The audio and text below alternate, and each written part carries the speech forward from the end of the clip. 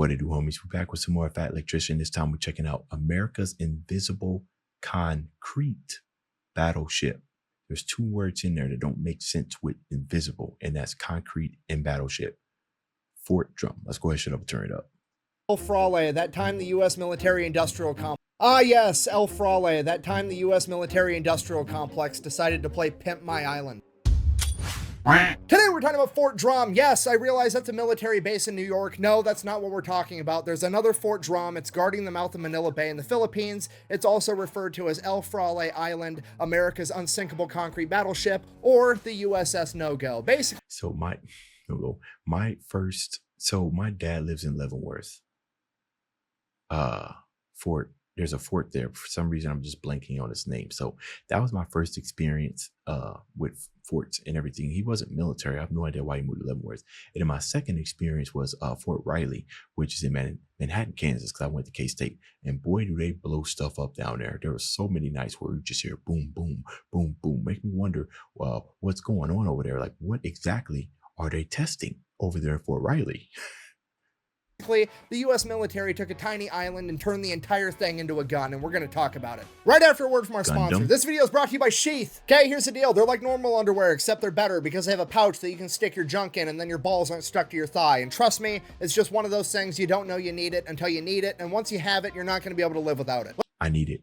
Let's face it, every good thing that's ever happened to you in your entire life would have been a little bit more gooder if you didn't have balls stuck to your thigh the entire time. And I know what you're thinking, what if I don't have balls? That's cool. Were you with people that did? Because if you were, they probably would have been in a better mood if balls weren't stuck to their thigh the entire time. You should buy them these underwear. Don't believe me? Ask the kangaroos. Those marsupials have known how awesome pouches are for like 15 million years. They've been hoarding the technology, but now Sheath is here to fix that. All I'm saying is give it a shot. Worst case scenario, you find out you actually do like having balls stuck to your thigh and these underwear aren't for you, and in which case, Sheath has a 30-day, no questions asked, money-back guarantee, and you're out nothing. I'm going to have a link and a discount code down below. Let's get back to the video. You know, it makes me wonder just how far can technology take clothing, right? Just when I think we've done it all, they go and make underwear with a pouch for your balls.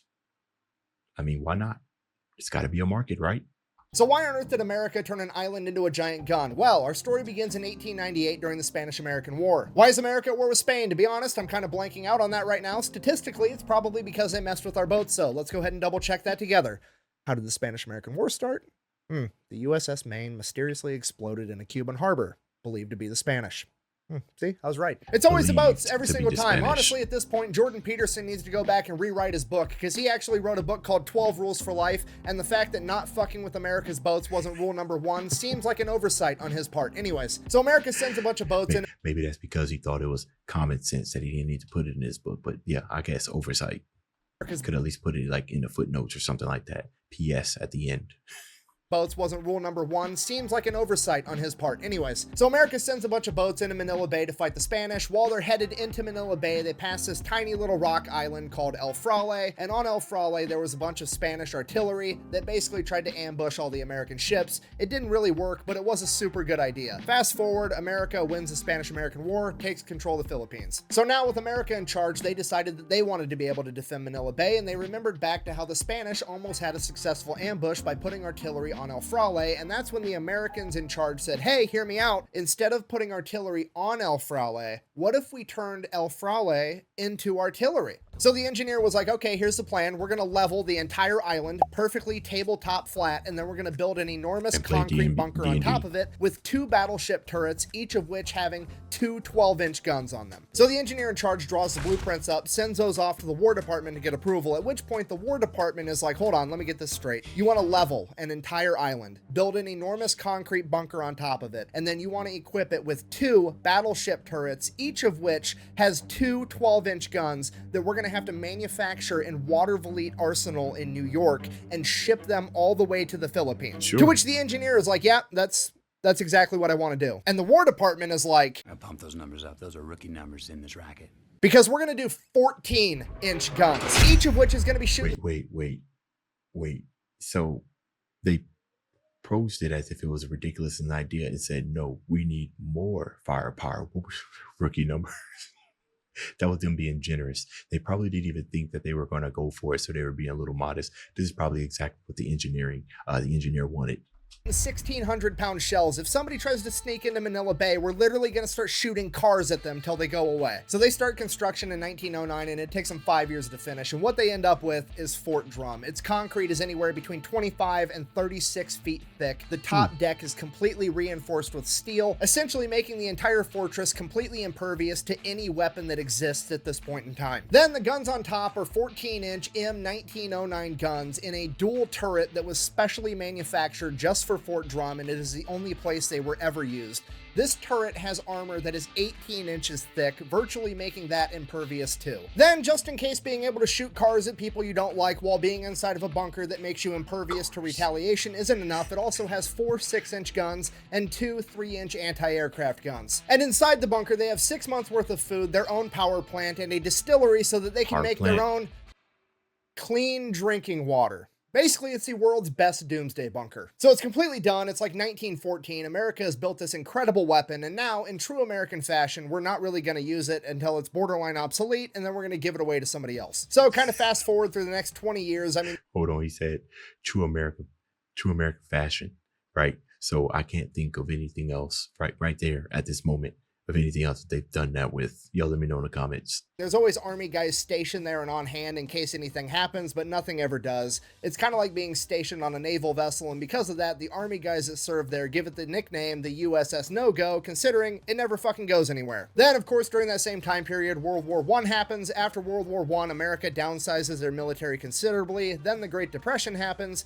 and because of that, pretty much no upgrades or maintenance gets done to Fort Drum during that entire time. So for its first 2 decades, it receives pretty much no upgrades. It's already becoming obsolete. Then in 1934, the US government comes out and says, over the course of the next 10 years, between 1934 and 1944, America is going to move towards establishing the Philippines as its own sovereign nation. So obviously, they're also going to turn over Fort Drum to the Philippines, and because of that, they have even less motivation to do any upgrades to it, so none get done. Then during that 10-year time period, World War II kicks off in 1939, but America's not getting involved. We're minding our own business, and by minding our own business, I mean we're basically funding the entire thing through Lend-Lease, but, you know, we're not involved. Then Pearl Harbor happens in 1941, aka somebody fucks with our boats, now we're going to war. Less than 10 hours after Pearl Harbor, the Japanese show up in the Philippines, they invade, the American forces are not ready, and they all get driven down to the Bataan Peninsula, which as you can see is also at the mouth of Manila Bay with Corregidor and Fort Drum. For like the next 5 months, while American and Filipino forces duke it out with the Japanese on the peninsula, Fort Drum is pretty much shooting at any Japanese vessel that gets anywhere near it. The Japanese vessels are returning fire at Fort Drum, they're launching air raids, trying to bomb Fort Drum, none of which is effective at all. Also during this time, the Marines and soldiers stationed at Fort Drum rip all the buildings on top of it off, throw that shit in the ocean. They also tear down the 60-foot search tower and get rid of that as well. That way, the massive turrets can do a full 360 and be able to shoot in any direction. Then April 9th, 1942, Bataan falls, and the only thing left is Corregidor. That kind of makes me wonder why they didn't think about that at the beginning, right? Since you're only firing in what, 180-degree radius? From what I can tell, given what was behind them, maybe even a little bit further than that. In any direction. I guess, you know, they weren't really paying much attention to it because, I mean, who would attack it, right? But okay.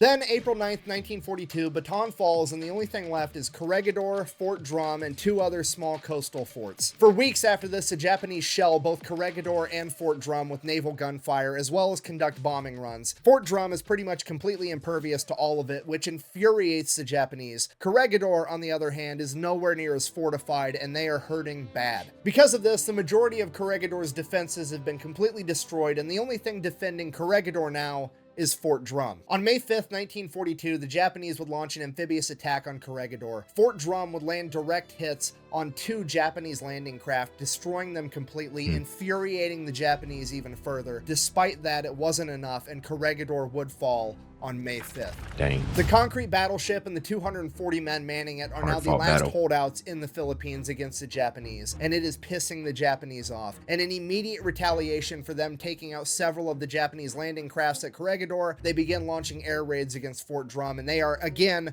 completely ineffective. During those air raids, some of the Marines manning the anti-aircraft guns would manage to shoot down a Japanese bomber, only serving to piss them off even more. At this point, General Wainwright, the man left in charge of American forces in the Philippines after General MacArthur abandoned his men and fled to Australia, issued the order that all American forces were to surrender on May 6th at noon. At this point, according to the legend, the entire crew of the USS No-Go, aka Fort Drum, gets together and they have a conversation and talk about whether or not they want to even follow this order, because they think they can go toe-to-toe with the Japanese forever inside of this concrete monstrosity. Unfortunately, they would come to the realization that this decision had already been made for them, because at some point the distillery that purifies their drinking water became damaged, and without US ships being able to bring them water, they weren't going to be able to hold out. So given that they have to surrender tomorrow but they still want to fight, they decide, hey, let's get rid of all this ammunition that we have, and they fire at the Japanese ships non-stop as fast as they can for like the next 18 hours straight. And apparently, according to legend, it got so hot inside of Fort Drum